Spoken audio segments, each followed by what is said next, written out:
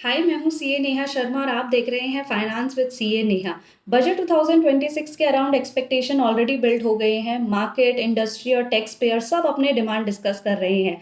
Recent pre budget सर्वे और discussion ने sector wise priorities को हाईलाइट किया है। तो आज मैं आपको एक्सप्लेन करूंगी बजट से रियल होप्स क्या हैं और मैक्रो लेवल पर इसका इम्पैक्ट क्या हो सकता है। चलिए स्टार्ट करते हैं।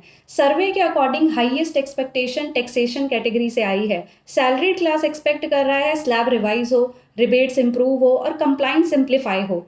जैसे कि आप जानते हैं, प्राइवेट कंजम्पशन इंडिया के जीडीपी का 60% कंट्रीब्यूट करता है। डिस्पोजेबल इनकम बढ़ने से कंजम्पशन बढ़ेगा और कंजम्पशन बढ़ने से ओवरऑल ग्रोथ को सपोर्ट मिलेगा। और जैसे कि आप जानते हैं कि old versus new tax regime debate अभी तक अनरिजॉल्व है, तो टैक्स पेयर इस पर मोर क्लैरिटी चाहता है। सो benefit is simple, tax relief मिलेगा तो डिमांड बूस्ट होगी और डिमांड बूस्ट होगी तो ग्रोथ बढ़ेगी। नेक्स्ट सेगमेंट जिस पे बजट का सबसे ज़्यादा फोकस रहा है वो है डिफेंस और एरोस्पेस। इसके अराउंड एक्सपेक्टेशन मॉडर्नाइजेशन और लोकलाइजेशन के लिए क्लस्टर्ड है। ग्लोबल जियोपॉलिटिक्स अनसर्टन रहा है हमेशा से और इंडिया अपनी डिफेंस कैपेबिलिटी अपग्रेड भी कर रहा है। So India top defence importer में काउंट हो रहा है और डिफेंस एक्सपोर्ट भी साथ में ग्रो कर रहा है। सो डिफेंस को अब इंडस्ट्रियल सेक्टर की तरह ही ट्रीट किया जा रहा है। अगर इकोसिस्टम मेच्योर होता है तो R&D, जॉब्स और एक्सपोर्ट अर्निंग दोनों ही ऐड होंगी। इससे बेनिफिट ये है कि स्ट्रैटेजिक एंड इंडस्ट्रियल ग्रोथ दोनों पैरेलली ही बढ़ सकते हैं। नेक्स्ट सेगमेंट है technology and digital economy. Technology sector consumption से इनोवेशन और मैन्युफैक्चरिंग डायरेक्शन में शिफ्ट हो ही रहा है। India digital payment volume globally top bracket में है और स्टार्टअप इकोसिस्टम वर्ल्ड्स के टॉप 3 में। इस बजट के लिए फोकस एरिया जो होंगे वो होंगे AI, cloud, cyber security, semiconductor manufacturing, digital infrastructure को स्ट्रॉन्ग बनाना और स्टार्टअप पॉलिसी में क्लैरिटी लाना। ये एरियाज प्रोडक्टिविटी और कॉम्पिटिटिवनेस दोनों अपलिफ्ट करते हैं, जिससे लॉन्ग टर्म इनोवेशन कैपेसिटी और ग्लोबल पोजिशनिंग इंप्रूव होगी। जो नेक्स्ट एरिया है बजट का फोकस वो है manufacturing, electronics and semiconductor. Semiconductors economic और स्ट्रैटेजिक प्रायोरिटी बन गए हैं। आजकल सेमीकंडक्टर्स की बहुत डिमांड है। Global semiconductor market $multi-trillion chain बन रही है और इंडिया कंजम्पशन हैवी होने के बावजूद भी इसका इम्पोर्ट डिपेंडेंट है। सो एक्सपेक्टेशन ये है कि मैन्युफैक्चरिंग प्लांट सेटअप होंगे, पैकेजिंग इकोसिस्टम स्ट्रांग होगा, प्रोडक्शन लिंक स्कीम एक्सपेंशन होंगी और साथ ही लोकलाइजेशन भी बढ़ेगा। ये क्लासिकल इंपोर्ट सब्सटीट्यूशन है plus value chain entry strategy है। इससे डिपेंडेंसी रिड्यूस होगी और डोमेस्टिक वैल्यू कैप्चर भी इंप्रूव होगा। नेक्स्ट एरिया है pharma and medical devices. Pharma Covid के बाद बहुत ही स्ट्रॉन्ग क्रेडिबिलिटी के साथ इमर्ज हुआ है। इंडिया जेनरिक मेडिसिन में ग्लोबल लीडर है और फार्मा एक्सपोर्ट ग्रो कर रहे हैं। एक्सपेक्टेशन ये है कि R&D इंसेंटिव बढ़ेगा, डिवाइस मैन्युफैक्चरिंग स्टार्ट होंगे और प्राइसिंग में रिफॉर्म्स आएंगे।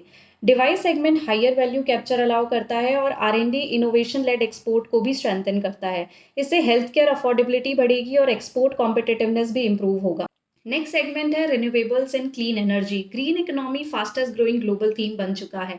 इंडिया रिन्यूएबल कैपेसिटी में वर्ल्ड टॉप 4 में काउंट होती है और EV, two wheeler, three wheeler faster adoption category है। एक्सपेक्टेशन ये है कि बैटरी मैन्युफैक्चर बढ़ेगा, चार्जिंग इंफ्रास्ट्रक्चर में स्ट्रॉन्ग ग्रोथ होगी, हाइड्रोजन रोड मैप बनेगा और ग्रीन फाइनेंस की तरफ शिफ्ट होगा।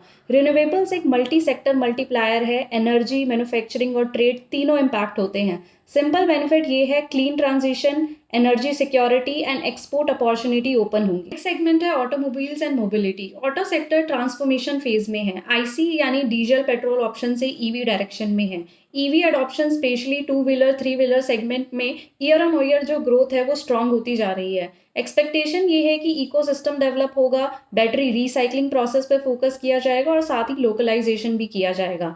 बैटरी वैल्यू चेन क्रिटिकल है क्योंकि कॉस्ट स्ट्रक्चर अपस्ट्रीम से डिसाइड होता है। इससे बेनिफिट ये है कि ट्रांजिशन कॉस्ट रिड्यूस होगी और डोमेस्टिक मैन्युफैक्चरिंग इकोसिस्टम भी बहुत ही स्ट्रेंथन होंगे।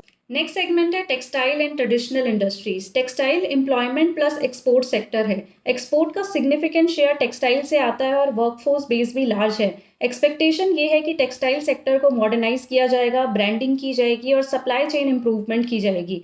ट्रेडिशनल स्ट्रेंथ को ब्रांड प्लस वैल्यू एड में कन्वर्ट करना ट्रेड सरप्लस और जॉब्स दोनों के लिए ही स्ट्रैटेजिक है। इससे एम्प्लॉयमेंट एंड एक्सपोर्ट कॉम्पिटिटिवनेस दोनों ही अपलिफ्ट होंगी। अगर सेक्टर्स को कंबाइन करें तो एक पैटर्न क्लियर है: consumption support, manufacturing boost, technology push, exports, clean energy और capex. Budget expectation short term नहीं, स्ट्रैटेजिक और लॉन्ग टर्म ओरिएंटेड है। इंडिया का ग्रोथ मॉडल अब service plus manufacturing plus tech plus green, इन सब की कॉम्बिनेशन डायरेक्शन में मूव होने वाला है। इससे इंडिया का ग्रोथ सस्टेनेबल, डाइवर्सिफाइड और फ्यूचर रेडी बनेगा। अब देखना ये है कि बजट 2026 एक्सपेक्टेशंस के साथ कितना अलाइन करेगा। आपकी एक्सपेक्टेशन क्या है? Tax relief, jobs, EV incentives, defence या डिजिटल इकोनॉमी को पुश? कमेंट में लिख के ज़रूर बताइएगा। Thank you for watching.